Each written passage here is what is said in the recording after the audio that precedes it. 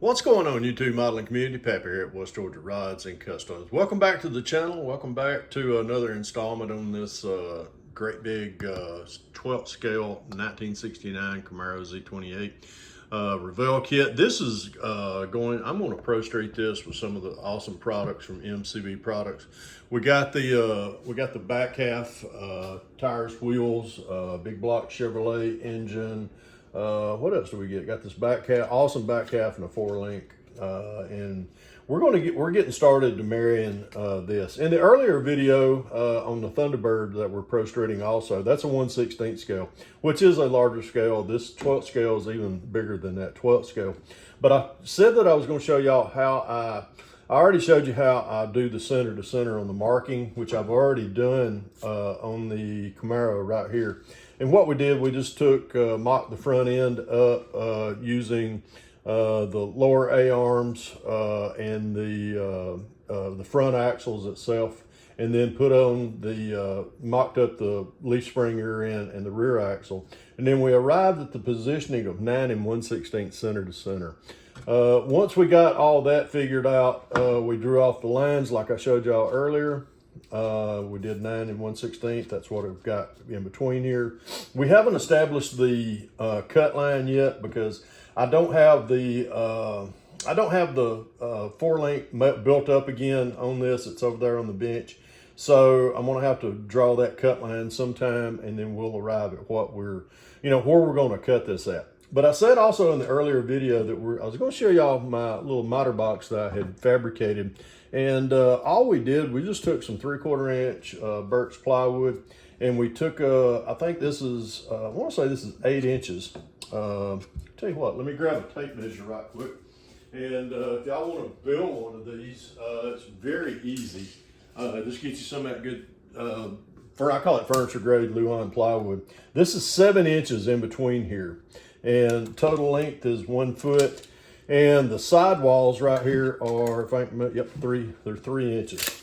Then once we get everything nailed together, we have to do a good straight cut right here.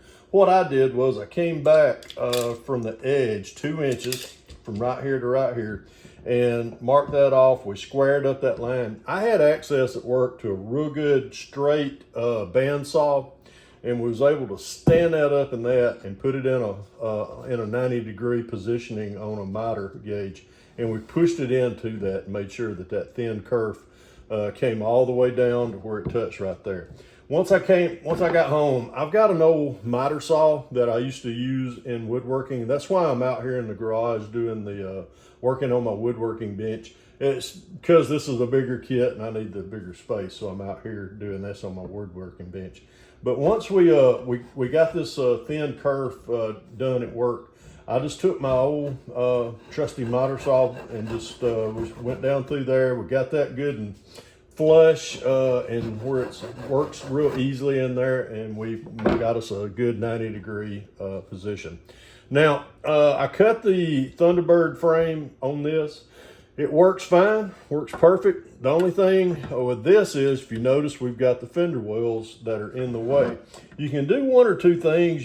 I could take another 3/4 inch block, which really was probably what I'll do right here.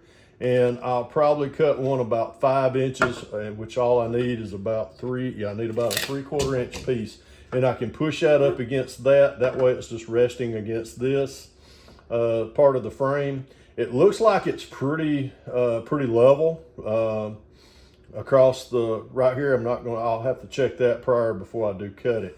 But we took some measurements earlier with the four link already made up and everything, and just kind of eyeballing it. I think that where I'm going to wind up having to cut is at the bottom of this floor pan, right about where the seats sit down in there. So what we'll do is, once we establish that point, we'll do all the necessary shimming. We'll take our miter saw, slide it down in there. We'll get our positioning of where we need to cut it at, and we'll just go straight down through there until we get a perfectly good straight cut. Once this piece right here is out of the way, we'll figure out what we'll have to do is we'll have to glue some probably some tabs in here like we showed you earlier on the Thunderbird.